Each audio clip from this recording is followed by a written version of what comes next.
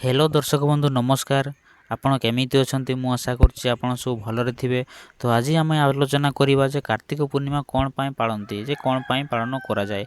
आमे माने जो वर्षकु थरे कार्तिक पूर्णिमा बेले पालन करू सेटा आमे कोन पई पालन करू से विषय रे आपण ए वीडियो रे डिटेल्स जानि परिबे। वीडियोटी मोर शेष जाय देखंतु ठीक भाबरे आपण बुझी परिबे जे कार्तिक पूर्णिमा कोन पई आमे पालन करू।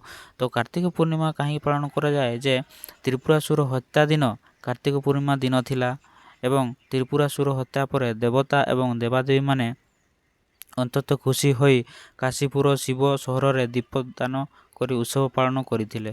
सेबेठारु कार्तिक पूर्णिमा देव दिवाली बोली आरंभ करा जाय। एक पूर्णिमा दिन भगवान विष्णु को रूप रे मत्स्य अवतार जन्मग्रहण नेइथिले, जहा सृष्टिर विनाश एवं मनोरंजन तिब्बदंती सहित उचित कर जाइथि।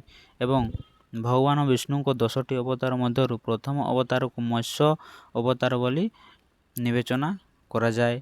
एवं विश्वास करा जाए जे प्रलय काल रे वेदर सुरक्षा पाई भगवान विष्णु कार्तिक पूर्णिमा दिन मत्स्य रूप नेइथिले। एवं आपण जानिछंती कि सबुठारु शक्तिशाली पूर्णचंद्र कोउटा जे मु कहि दउछि आपनकु जे सबुठारु शक्तिशाली पूर्णचंद्र होउछि जे प्रत्येक पूर्णिमा निजस्व जादू अछि, किंतु सुपर ब्लड अलब चंद्र रे वैज्ञानिक मानकर एक सेट अछि जहा याको अतिरिक्तशाली बोली कह जाय थाए। जोटा कि जेतेबेले चंद्र पूर्ण हुए एवं पृथ्वीर निकटतम स्थान रे एक सुपरमून हुए सेतेबेले आमे माने जानि थाउ जे सेतेबेले वैज्ञानिक माने प्रूव करिसंती जे सबुठारु शक्तिशाली चंद्र पूर्ण होउछि एहा।